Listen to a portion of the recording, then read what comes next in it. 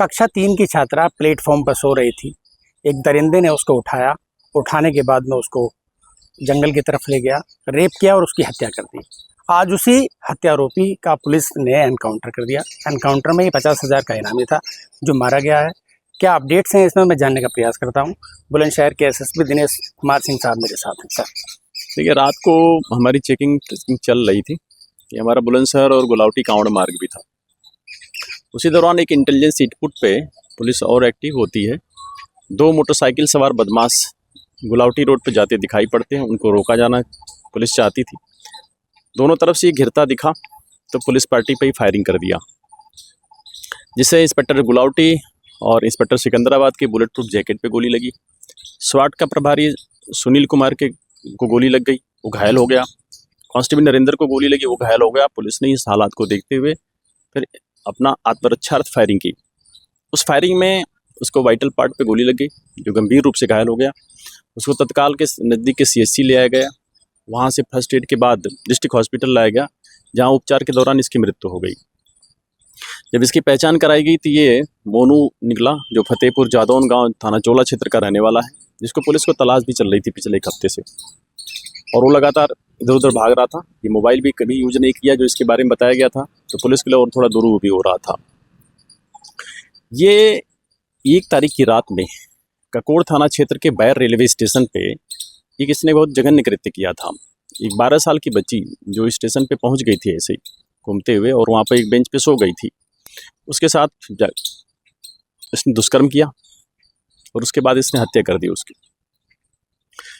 क्योंकि बहुत ही जघन्य कृत्य था, घृणित कार्य था। इससे जनमानस भी बहुत क्षुब्ध था। इससे गांव के लोग भी हतप्रभ थे और सभी लोग जो है पुलिस की मदद भी कर रहे थे इसके पकड़वाने में, लेकिन घर पे आ नहीं रहा था। लगातार तलाश चल रही थी, तो ये रात को इससे मुठभेड़ हुई। इसके बाद जो जानकारी की गई थी, इस पे 6 मुकदमे पहले से ही पंजीकृत थे। ये 7वां मुकदमा इस पे हुआ। ये पहले भी गौतम बुद्ध नगर से, बुलंदशहर से और बरेली GRP से, अलीगढ़ GRP से जेल जा चुका था। इस पे प्रिवेंटिव स्टेप्स भी उठाए गए थे, लेकिन क्योंकि ये नशे वगैरह का भी आदी है, जिसका बिहेवियर भी बहुत अनप्रेडिक्टेबल रहता है, तो ये पता चल नहीं रहा था। लेकिन हाँ, उस दौरान जो स्टेशन पे फुटेज मिला हमें CCTV की, उससे लोगों में पहचान की गई। ये भी अनडाउट साबित था कि ये मोनू ही है, और अकेले ही था उस घटना में। वहाँ पे जो उस कैमरे वगैरह से दिख रहा था, जो हमारी एविडेंस थी, तो उस पर लगातार इसकी तलाश चल रही थी। इसके साथ एक मोटरसाइकिल पर व्यक्ति कौन था जो गाड़ी चला रहा था, उस फायरिंग उसने भी किया है पुलिस पार्टी पर। वो फरार हुआ है, उसकी कॉम्बिंग हुई, लेकिन अंधेरा था, आगे खेत भी थे, तो उसमें वो मिला नहीं है। लेकिन हम उसकी तलाश लगातार किए हुए हैं। मौके पर एक पिस्टल मिली है जो 32 बोर की है। वहाँ खोखा और जिंदा कारतूस भी मिले हैं, 2 मैगजीन मिली है, मोटरसाइकिल मिले हैं। सब फील्ड यूनिट ने उसको कलेक्ट किया है और आगे की वैधानिक कार्रवाई की जा रही है।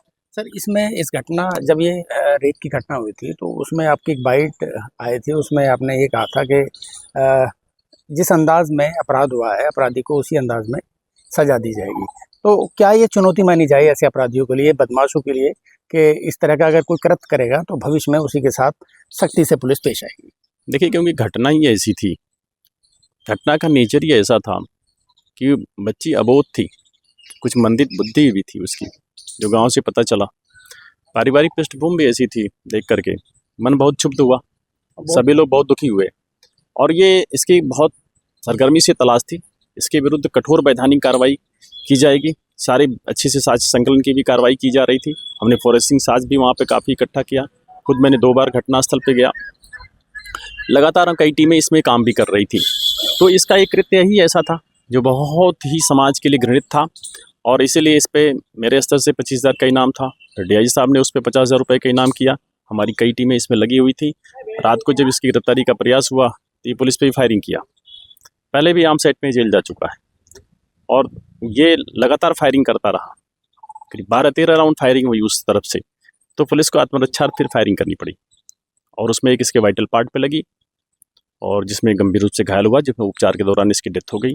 हमारे जो 2 पुलिसकर्मी घायल हैं उसमें उनका ट्रीटमेंट चल रहा है, उनकी स्थिति स्थिर है, और हम लगातार उनको मेडिकल वॉच पे रखें। सर, जो पीड़ित परिवार है वो बेहद पुअर फैमिली उसको बताई जा रही है, बहुत कमज़ोर परिवार है, और बताया भी जा रहा है कि आपके दिशा निर्देशन में सामाजिक रूप से उसकी मदद भी कराई गई है। तो ये किस तरह की पुलिसिंग है सर? देखिए, जैसे इसकी सूचना मिली, पहले तो मैं घटनास्थल पे भी गया था, पूरी डिटेल हुआ।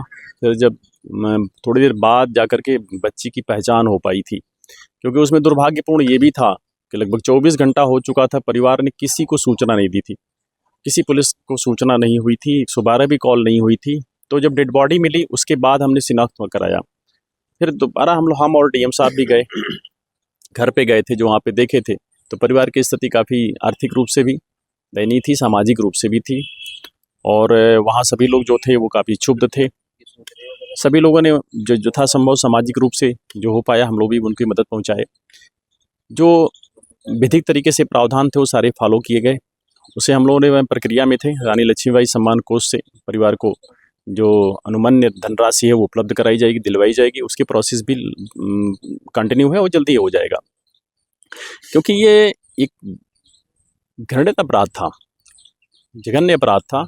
तो हम कई टीमें लगा करके इसको लगातार कोशिश कर रहे थे कि मिले, और लगातार इसकी चल रही थी तलाश। लेकिन क्योंकि ये मोबाइल वगैरह भी यूज नहीं करता और लेबर क्लास है, तो पुरानी बैकग्राउंड्स भी हमें खंगालनी पड़े लोगों से, उसके बाद कि कहाँ हो सकता है। लगातार इसकी कोशिश चल रही थी, और उसमें ये रात को मुठभेड़ के दौरान मारा गया। तो साफ तौर पे जिस अंदाज में अपराधी अपराध कारित करेगा, उसी अंदाज में पुलिस उसको सबक सिखाने का काम करेगी। और ये जो आसपास के जो बदमाश हैं, उनके लिए भी एक चुनौती है, उनके लिए भी एक सबक है। शाहनवाज चौधरी, न्यूज़ 24, बुलंदशहर।